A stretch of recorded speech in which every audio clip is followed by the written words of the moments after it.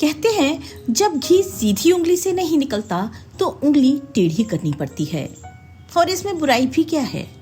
रिश्तों को संभालने के लिए कभी कभी कुछ कड़क कदम उठाने पड़ते हैं। यही तो किया पंकज ने। फूस का महीना और कड़ाके की ठंड। सुबह सुबह जैसे ही जानकी जी की नींद खुली तो उसने घड़ी की ओर देखा। 6 बज गए। हाय राम, आज उठने में इतनी देर हो गई। कहीं नल न चला गया हो। यदि नल चला गया होगा तो बहू चिल्ला चिल्ला कर पूरा घर सर पर उठा लेगी। जैसे तैसे जानकी जी बिस्तर से उठी और पानी भरने लगी। पानी भरकर अपने लिए चाय बनाई और कमरे में आकर रजाई में बैठकर चाय पीने लगी। बेटे बहू अभी सो रहे थे। चाय पीते हुए जानकी जी सोचने लगी, 4 साल पहले जब वो चीज घर की बहू बनकर आई थी तो वो कितनी खुश थी कि बहू के रूप में उसे बेटी मिल गई। लेकिन कितनी होशियारी से बहू ने उसके बेटे पंकज और इस घर को छीन लिया और उन्हें इसका आभास भी नहीं हुआ। पंकज जानकी जी का इकलौता बेटा था। कितनी मान मन्नत मांगी थी उसके लिए। तब कहीं जाकर शादी के 8 साल बाद उनकी सूनी गोद भरी थी। बेटे को देख दोनों पति पत्नी की खुशी का कोई ठिकाना ही नहीं था। पंकज जब 4 साल का हो गया तो स्कूल जाने लगा। उसके स्कूल का वो पहला दिन आज भी जानकी जी को याद है। जब वो पंकज को पहले दिन स्कूल छोड़ने गई थी तो वो कितना रोया था। जानकी जी का हाथ थामकर आंसुओं से भरी आंखें लिए बोल रहा था, माँ, मैं आपके बिना स्कूल में अकेला कैसे रहूंगा? प्लीज माँ, मुझे छोड़कर मत जाओ, यही मेरे साथ बैठ जाओ। उसकी मासूम सी बातें सुनकर जानकी जी उसके गालों को सहलाते हुए बोली, स्कूल में सभी बच्चे माँ को छोड़कर आते हैं बेटा, माँ उनके साथ नहीं बैठ सकती। धीरे धीरे तुम्हें आदत हो जाएगी। ये सुनते ही पंकज ने जानकी जी से लिपट कर कहा था, आते होंगे सभी बच्चे, उन्हें उनकी माँ से प्यार नहीं होगा। मैं तो आपसे बहुत प्यार करता हूँ माँ, मैं आपके बिना नहीं रह सकता। जैसे तैसे करके जानकी जी उसे बहला फुसला कर उसकी क्लास में बिठा कर आई थी। धीरे धीरे पंकज को स्कूल जाने की आदत हो गई और उसका रोना बंद हो गया और अब वो खुशी खुशी स्कूल जाने लगा। समय बीता, पंकज बड़ा हुआ, उसकी नौकरी लग गई तो जानकी जी उसकी शादी के लिए उसके पीछे पड़ गई। रोज पंकज से कहती, जल्दी से शादी कर ले बेटा और मुझे बहू ला दे जो इस घर को खुशियों से भर दे, जिसके आने से घर में और भी रौनक आ जाए। पर पंकज हर बार कोई ना कोई बहाना बनाकर बात को टाल जाता। एक एक कर पंकज अपने माता पिता के लाए हुए हर रिश्ते को इनकार कर देता। एक दिन पंकज के पिता राघव जी ने पूछ ही लिया, बेटा, तुझे कोई लड़की पसंद हो तो हमें बता दे, कहीं ऐसा तो नहीं बेकार ही हम बहू ढूंढने के लिए परेशान हो रहे हों। तो पंकज ने धीरे से अपनी माँ के पास बैठते हुए कहा, माँ, एक लड़की है पूनम, मेरे साथ कॉलेज में पढ़ती थी, अभी वो एक स्कूल में टीचर है। मैं उसे बहुत पसंद करता हूँ माँ, और वो भी मुझे बहुत पसंद करती है। जानकी जी ने पूछा, दिखने में कैसी है बेटा? तो पंकज बोला, बहुत खूबसूरत है माँ। आज पहली बार जानकी जी के मन में ये बात चुपी थी, क्योंकि आज तक उसके बेटे ने कभी उससे कोई बात नहीं छुपाई थी। खैर, जल्द ही जानकी जी और राघव जी पूनम और उसके घर वालों से मिले और दोनों का रिश्ता तय हो गया। जल्द ही पूनम जानकी जी के घर की बहू बनकर आ गई। बहू आने के बाद जानकी जी बहुत खुश थीं। पूनम ने जल्द ही घर को अच्छी तरह से संभाल लिया था। दोनों सास बहू मिलकर काम कर लेती। सबका जीवन बड़े ही अच्छे से कट रहा था। शादी के बाद पूनम ने एक प्यारी सी बेटी को जन्म दिया। अब तो जानकी जी और राघव जी की खुशी का कोई ठिकाना ही नहीं था। वो पूरे दिन अपनी पोती की देखभाल करते और उसके साथ खेलते रहते। पर अचानक से एक दिन हार्ट अटैक से जानकी जी के पति राघव जी की मृत्यु हो गई। पूरे परिवार पर जैसे दुखों का पहाड़ ही टूट पड़ा। बेटे, बहू और पोती के मुंह में अंधी जानकी जी अपने पति को समय देना ही भूल गई थी। उसे नहीं पता था कि इतनी जल्दी राघव जी उसका साथ छोड़कर चले जाएंगे। कई बार राघव जी जानकी जी से कहते भी थे, क्या हर समय बेटे, बहू और पोती के आगे पीछे घूमती रहती हो? कभी समय निकालकर मेरे साथ भी बैठा करो, घूमने चला करो। कहीं ऐसा न हो एक दिन मैं चला जाऊं और तुम पछताती रह जाओ। आज सच में जानकी जी को पछतावा हो रहा था, पर अब क्या हो सकता था। चाहकर भी बीता हुआ समय तो वापस नहीं ला सकती थी। राघव जी की मृत्यु के 4 महीने बाद ही पूनम ने बड़ी ही चालाकी से पूरे घर पर अपना अधिकार जमा लिया और धीरे धीरे जानकी जी से काम लेना शुरू कर दिया। माँ, आज मुझे नहाने में देरी हो गई, क्या आप पंकज के लिए नाश्ता बना देंगी? तो जानकी जी भी खुशी खुशी नाश्ता बना देती। कभी बहू कहती, माँ आज मेरी तबीयत ठीक नहीं है, अपनी पोती को नहला दो और तैयार कर दो। तो जानकी जी भी खुशी खुशी सब काम कर देती। पर धीरे धीरे पूनम ने घर के सारे कामों से हाथ पीछे खींच लिए और जानकी जी के ऊपर हर काम की जिम्मेदारी लाद दी। सीधी साधी जानकी जी पूनम की मंशा को जान ही नहीं पाई और सारी जिम्मेदारी अपने ऊपर ले ली। जब उसके पति राघव जी जीवित थे, काम तो वो तब भी करती थी, पर तब कभी ऐसा महसूस नहीं हुआ कि वो किसी के ऊपर अधीन है। पहले इस घर में जो कुछ भी था उसका अपना था, पर अब ऐसा नहीं था। अब जानकी जी के हर काम में पूनम मीन मेख निकालने लगी थी। उन दिनों पंकज भी दफ्तर में अधिक व्यस्त हो गया था। जानकी जी अपने बेटे से शिकायत तो करना चाहती थी, पर बेटे का पत्नी के प्रति प्रेम देखकर उसे लगता कि बेटा अब पत्नी भक्त हो गया है, उसे कुछ कहूंगी भी तो वो मेरी कहाँ सुनेगा, इसलिए चुप रह जाती। लेकिन मन में उसके एक टीस उठती कि बहू तो पराई थी, पर बेटा तो अपना था। जो बेटा बचपन में उससे 1 मिनट भी दूर नहीं रह सकता था, आज उसके पास अपनी माँ के लिए समय ही नहीं है। पर इस कमी को भी वो अपनी पोती के साथ खेल कूद कर दूर करती रहती। लेकिन पूनम से दादी पोती का ये स्नेह भी बर्दाश्त नहीं हुआ। पूनम अपनी बेटी को भी अपनी दादी के करीब नहीं जाने देती। जिस घर में कभी जानकी जी पति का हाथ थामकर महारानी बनकर आई थी, आज उस घर में उसकी स्थिति एक नौकरानी की तरह हो गई थी। माँ, माँ, कब से आवाज लगा रही हूँ, कहाँ खोई हुई हो? नाश्ता नहीं बनाना है क्या? पंकज को देरी हो जाएगी। बहू की आवाज सुन जानकी जी अतीत से वर्तमान में लौटी और जल्दी से रसोई में जाकर नाश्ते की तैयारी करने लगी। पति को गुजरे हुए 1 साल बीत गया, पर इस साल भर में एक पल भी उन्हें सुख का नसीब नहीं हुआ। पूनम का मायका भी इसी शहर में था, इसलिए जब उसका मन करता वो सुबह चली जाती और शाम को लौट आती। ऐसे में भी घर की जिम्मेदारी जानकी जी पर ही रहती। एक दिन पूनम ने अपने पति पंकज से कहा, मेरी बुआ की बेटी की शादी है, इसलिए 2-3 दिनों के लिए हमें शादी में जाना है। तो पंकज ने कहा, मेरा जाना तो मुश्किल है पूनम, एक जरूरी मीटिंग है। एक काम करो ना, तुम हो आओ, तुम हमेशा ऐसा ही करते हो। पूनम ने मुंह बनाते हुए कहा, ठीक है, फिर मैं आज ही निकल जाती हूँ। हाँ हाँ, जाओ ना, आराम से जाओ, हम मैनेज कर लेंगे। पूनम अपनी बेटी को लेकर शादी के लिए निकल गई। अगले दिन रोज की आदत अनुसार जानकी जी की नींद सुबह 5 बजे खुल गई थी, पर आज उसका उठने का मन ही नहीं कर रहा था। आज उसे किसी बात का डर नहीं था कि पानी चला जाएगा तो बहू चिल्लाएगी। उसे पता था कि नल 7 बजे तक तो चलेगा ही, इसलिए उसने घड़ी देखी और फिर से सो गई। जब आंख खुली तो सुबह के 8 बज चुके थे। देखा तो पंकज चाय का कप हाथ में लिए उसे आवाज दे रहा था, माँ उठो ना, चाय पी लो। क्या हुआ माँ, तबीयत ठीक नहीं है क्या? आज तुम अब तक नहीं उठी? चाय बगल में टेबल पर रखते हुए पंकज ने कहा। तो कुछ पल के लिए जानकी जी को यकीन ही नहीं हुआ कि सच में पंकज उसके सामने चाय लिए खड़ा है।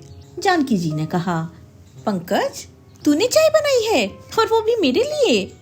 तो पंकज बोला, हाँ माँ, और पानी भी भर दिया है मैंने। तुम आराम से सो रही थी तो मैंने तुम्हें उठाया नहीं। तो जानकी जी ने कहा, बेटा आज आंख ऐसी लग गई कि कब 8 बज गए पता ही नहीं चला। आज ना जाने कितने समय बाद इस तरह अपने बेटे के साथ बैठकर जानकी जी ने चाय पी होगी। चाय पीकर जानकी जी ने कहा, बेटा तू तैयार हो जा, तब तक मैं तेरे लिए नाश्ता बना देती हूँ। नहीं माँ, आज मुझे ऑफिस में ज्यादा काम नहीं है, इसलिए मैं दोपहर में घर पर आ जाऊंगा और अभी मैं ब्रेड बटर खाकर चला जाऊंगा। काम नहीं है? पर तेरी तो मीटिंग थी। अरे माँ, वो तो सुबह ही हो जाएगी, तुम चिंता मत करो, तुम तो आज आराम करो। कहकर पंकज वहां से उठकर चला गया और कुछ देर बाद ही ऑफिस के लिए तैयार हो गया। जाते जाते जानकी जी से बोला, माँ आज दोपहर का खाना मत बनाना, मैं बाहर से कुछ लेकर आऊंगा। बोलकर पंकज वहां से निकल गया। आज तो जानकी जी भी नहा धोकर तैयार होकर आंगन में बैठे धूप का आनंद ले रही थी, वरना बाकी दिन तो वो इस समय घर के कामों में लगी रहती थी। आज कुछ काम नहीं था तो वो भी धूप सेक रही थी। तभी उसे सामने से अपनी पड़ोसन आती हुई दिखाई दी, तो जानकी जी भी गेट खोलकर बाहर चली गईं और उनसे बातें करने लगी। दोनों बहुत देर तक बातें करती रहीं। आज जानकी जी बेफिक्र होकर पड़ोसन से बातें कर रही थी, क्योंकि बाकी दिन अगर जानकी जी किसी पड़ोसन के साथ बोल भी लेती तो बहू उन्हें खा जाने वाली नजरों से घूरने लगती। पर आज कोई उसे रोकने टोकने वाला नहीं था। बातें करते करते 1 घंटा कब बीत गया उन्हें पता ही न चला। अंदर आकर भी जानकी जी ने कुछ रिश्तेदारों और सहेलियों को फोन लगा लिया, जिनसे वो चाहते हुए भी बात नहीं कर पाती थी। जानकी जी की पुरानी और प्रिय सखी सरिता को उन्होंने फोन लगाया तो फोन उठाते ही सरिता ने कहा, आज तुझे मेरी याद कैसे आई? तो जानकी जी बोली, बस बहन, याद तो रोज ही आती है, पर फुर्सत आज बहुत समय बाद मिली है। पर तूने भी तो मेरी कोई खोज खबर नहीं ली। तो सरिता बोली, मैं तो तुझे बहुत याद करती हूँ, हम सब सहेलियां तो अक्सर मिल ही लेती हैं, बस तू ही गायब रहती है। कई बार हम सब ने तेरे लैंडलाइन पर कॉल भी किया, पर तेरी बहू ने हर बार कुछ न कुछ बहाना बनाकर टाल दिया। अच्छा बता, अब कब आ रही है हम सबसे मिलने? तो जानकी जी बोली, मैं पंकज से पूछकर बताऊंगी, यदि उसके पास समय होगा तो मैं किसी दिन जरूर मिलने आऊंगी। कुछ देर बातें करके जानकी जी ने फोन रख दिया। दोपहर को पंकज जल्दी घर आ गया। आते वक्त बाहर से जानकी जी की पसंद का खाना भी लाया था। दोनों माँ बेटी ने साथ बैठकर खाना खाया। तभी जानकी जी ने कहा, बेटा मुझे सरिता और बाकी सब सहेली बहुत याद कर रही हैं, क्या तू मुझे उनसे मिलाने के लिए ले चलेगा? तो पंकज बोला, हाँ बिल्कुल ले चलूंगा माँ, और किसी दिन क्यों, हम कल ही चलते हैं। ये सुनकर जानकी जी खुश हो गईं। वो जानती थी कि पंकज उसे कभी ना नहीं कहेगा, परंतु उसकी शादी के बाद उसने खुद ही संकोचवश पंकज से अपने मन की बात कहना ही छोड़ दिया था। आज पंकज की बात सुनकर जानकी जी को लग रहा था कि वो उसकी भूल थी। उसका बेटा आज भी उसकी किसी बात को नहीं टालता। अगले दिन सुबह उठकर जानकी जी ने घर के काम खत्म किए। यूं तो वो रोज ही ये काम करती थी, पर आज ये सब करके उन्हें बड़ा अच्छा लग रहा था। शायद आज वो बहुत खुश थी। बहुत दिनों बाद वो कहीं जाने के लिए तैयार हो रही थी। अच्छी सी साड़ी पहन अपने आप को आज उन्होंने आईने में निहारा। उसे कभी फुर्सत ही नहीं मिली ऐसे अपने आप को देखने की। इतनी थक जाती थी कि काम के बाद सीधी बिस्तर पर लेट जाती थी। खुद को देखते हुए जानकी जी ये सब सोच ही रही थी कि तभी पंकज ने आवाज देते हुए कहा, चलो माँ, देरी हो जाएगी। आई कहकर ताला लगाकर जानकी जी पंकज की बाइक पर बैठकर अपनी सहेलियों के संग मिलने के लिए निकल गईं। आज उसका मन बहुत खुशी से भर गया था। न जाने आज कितने समय बाद उसने इस खुले वातावरण में सांस ली होगी। कुछ देर बाद दोनों माँ बेटे सरिता के घर पहुंच गए। वहां सभी सहेलियां जानकी जी का बेसब्री से इंतजार कर रही थीं। सभी सहेलियां बातों में खो गईं। कब समय बीता पता ही नहीं चला। शाम को ऑफिस से पंकज का फोन आया और उसने कहा, माँ लेने आ जाऊं क्या? शाम हो गई है। हाँ बेटा आ जाओ। आज सभी सहेलियों से मिलकर जानकी जी बहुत खुश थीं। घर जाते समय पंकज ने गाड़ी एक ठेले पर रोक दी और बोला, चलो माँ पानी पूरी खाकर आते हैं। तो जानकी जी ने हंसते हुए कहा, बेटा इस उम्र में इस तरह यहाँ खड़े होकर। जानकी जी आगे कुछ कहती उससे पहले ही पंकज बोल पड़ा, माँ तुम भी ना कितना सोचती हो। ये उम्र क्या होती है, सब मन का धन है। इंसान का जो मन हो वो करना चाहिए। चलो अब। दोनों ने जाकर पानी पूरी खाई और घर आ गए। रात को खाना खा पीकर दोनों माँ बेटे अपने अपने कमरे में सोने चले गए। जानकी जी भी थक गई थी तो लाइट बंद करके बिस्तर पर लेट गईं। वो आज बहुत खुश थी। बहुत समय बाद उसने इतना खुलकर जीवन जिया था। तभी पंकज की आवाज आई, माँ सो गई क्या? नहीं बेटा नींद नहीं आ रही है, आजा अंदर आजा। पंकज अंदर आया और जानकी जी के पैरों के पास बैठते हुए बोला, आज तुम बहुत थक गई होगी ना माँ? हाँ थक तो गई हूँ बेटा, पर आज मैं बहुत खुश हूँ। आज इतने समय बाद अपनी सहेलियों से मिलकर मुझे बहुत अच्छा लग रहा है। ना जाने कब से उनसे मिलने का सोच रही थी। आज तूने मेरी ये इच्छा पूरी कर दी। जानकी जी बोली तो पंकज बोला, माँ सच कहूँ तो मुझे भी उन सबसे मिलकर अच्छा लगा। जो उन लोगों में प्रेम और अपनापन है वो आज के लोगों में कहाँ। लेकिन क्या करें माँ, अपनी व्यवस्थाओं के कारण हम अपने ही दायरे में सीमित होकर रह जाते हैं। पर माँ ऐसा क्यों होता है? जिन्हें हम बहुत प्रेम करते हैं उन्हें चाहकर भी उतना समय नहीं दे पाते जितना देना चाहिए। कहते कहते पंकज भावुक हो गया। तो जानकी जी बोली, तो क्या हुआ बेटा? असली चीज है इंसान का मन। यदि इंसान के मन में प्रेम और अपनापन है तो ये महत्वपूर्ण नहीं कि उसे हर समय व्यक्त किया जाए। पंकज ने एक गहरी सांस ली और बोला, माँ वो। कहते कहते पंकज रुक गया। लेकिन जानकी जी अपने बेटे के चेहरे के भाव स्पष्ट रूप से पढ़ पा रही थी कि वो क्या कहना चाहता है।